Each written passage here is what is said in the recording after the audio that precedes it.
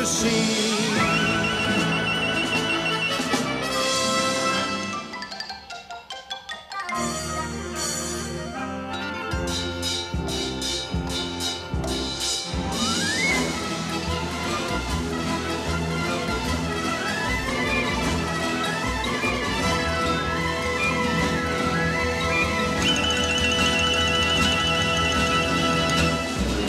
There are so many simply incredible places to see. Welcome back. I'm Michael Ray. You're listening to Thought-Provoking Talk on Dresser After Dark. Jerry Welch with us. He's a progressive author whose novels Corporacracy and Welcome to Reality explore the ways that corporations influence our lives. He's working on his new book now, The Encyclopedia of Observations, A Creed for Living. And more of his writings can be found on corporacy.com, Corpacracy. Oh, it's Corporacy. I guess, Jerry, I said that wrong, didn't I? Yes. Okay, give me the right way to say that, and I'll start it all over again. Corporacracy. Oh, corporacracy. I got it. I will never make the mistake again. By the way, Jerry, how did you create that word? What is that? Well, when I was incarcerated in a small-town jail at the age of 70 for bucking a municipal judge, and when my son was thrown in jail with me just for refusing to give his name, I decided that I was going to research municipal government and found out that municipal governments are nothing more than corporations.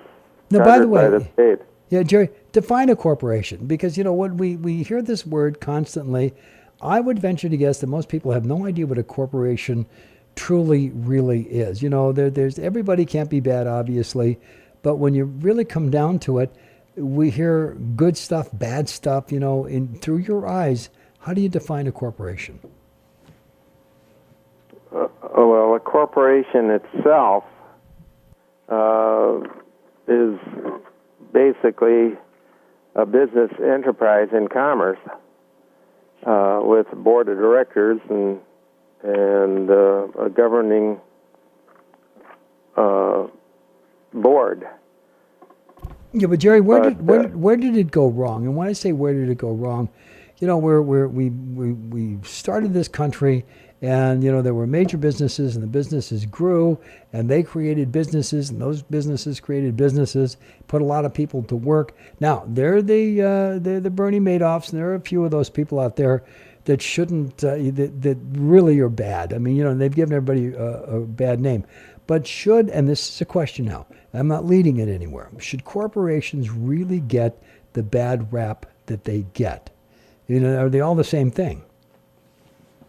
No, there's good in corporacracy and there's bad in corporacracy. The problem is that with the increase in numbers in our population, the ratio of bad has increased along with it. Okay, but what makes a bad one? The bad ones? Yeah, what makes a bad one?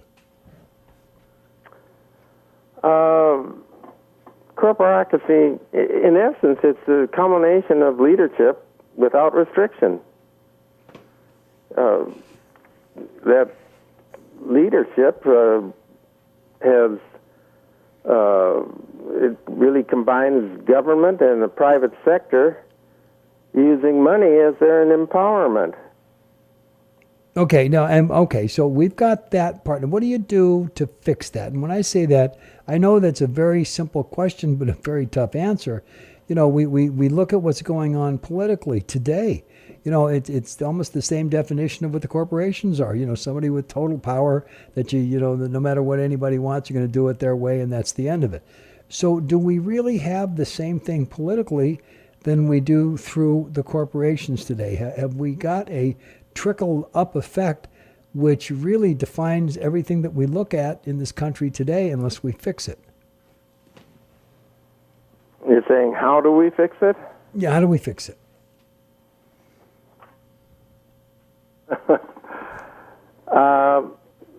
I guess the best way to start is by becoming aware.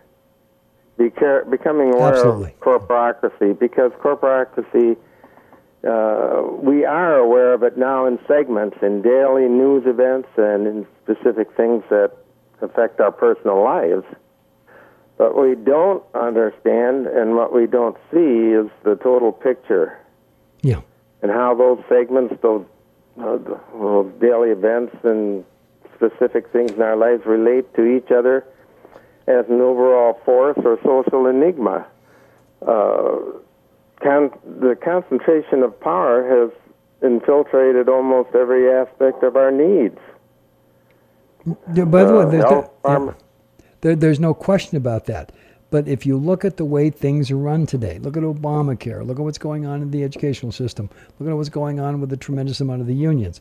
It's that same power, that same power spot that's being used, it's being abused, and it's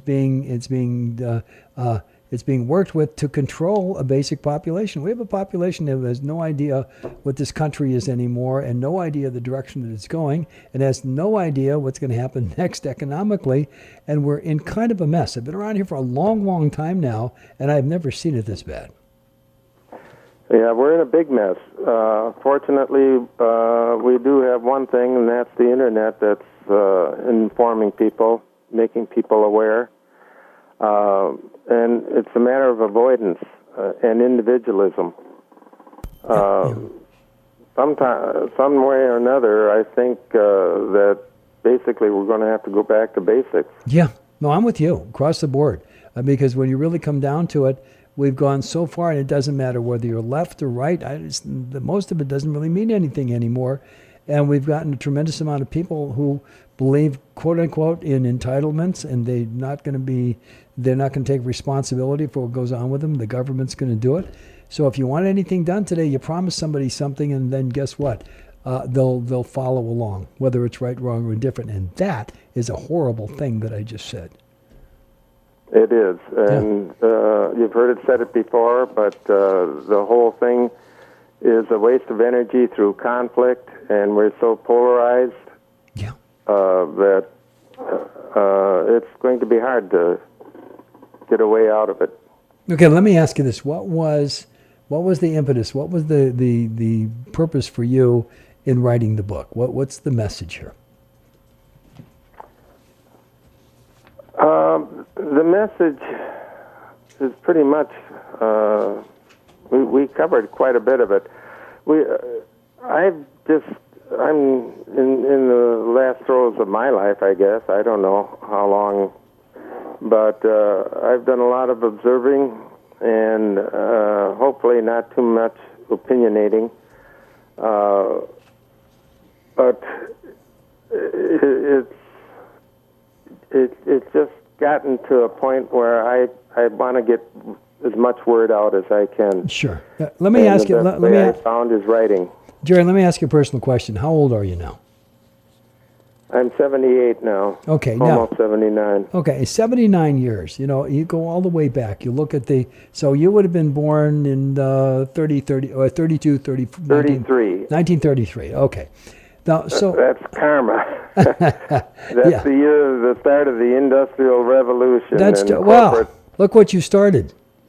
The birth of the corporations. Yeah, no, I say, look what you started. But okay, but you know, you got here in the early 30s. So by the time the 40s came along, you would have been in junior high school in the middle to the late 40s. You saw a completely different world. You saw a world, you were aware enough at that time, 15, 16, 18 years old, you were aware enough at that time to know, you know, we were going through war. We came out of the war. We went through the 50s where there was communist, and then back into you hit the 60s, and you got Vietnam and all the peace marches and the rest of it. Where did we go wrong? You were there. You saw all of it. Where did we go wrong? Where did we go wrong? It's probably something that is inherent in all humanity, and that's we haven't been able to avoid conflict. And until we do learn how to avoid conflict, we're going to continue to go wrong. Now, by the way, when we talk about avoid conflicts, that's what we've been doing now. Let me just take you to task a little on this one. The one thing that we lost is people aren't afraid of us anymore. And when I say aren't afraid of us, we were the protectors of everybody. If somebody was in trouble, another country was in trouble, we were always there. We were always there to help in one way, shape, or form.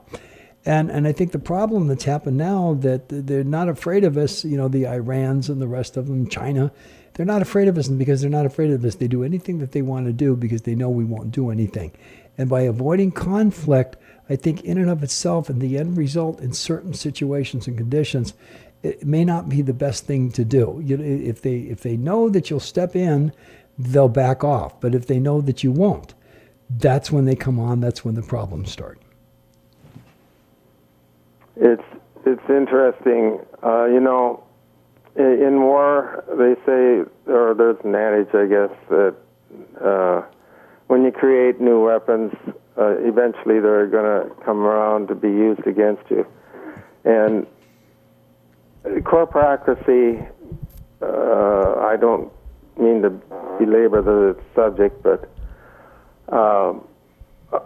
our private sector, via money again and central banking, has basically created war and conflict for profit. Oh, by the way, a lot of it is so, but it's the major powers powers that do it. I would bet any amount of money that those people that we fought, the Vietnamese that we fought in the 60s, the average person had no idea what was going on. They didn't know. They weren't getting what the people that were running them, the military, was getting. And that's a whole other story. Now we're starting to run out of time. Do you have a website we can find you at? Yes, I do. It's corporacracy.com. Okay. And instead of corporacracy, it's corporacracy. I got it. And I'm never going to say that one wrong again. And by the way, if anybody missed it, Jerry, it's up on our website, so we'll get it there. But you can also find me at corporacracy.net or .org. Wonderful. I have several websites. Okay, and by the way, thank you so much for joining us. I mean, I've appreciated your time. Stay healthy, kid. It was my pleasure. Okay. And you have a good evening. You too. Good night. Night.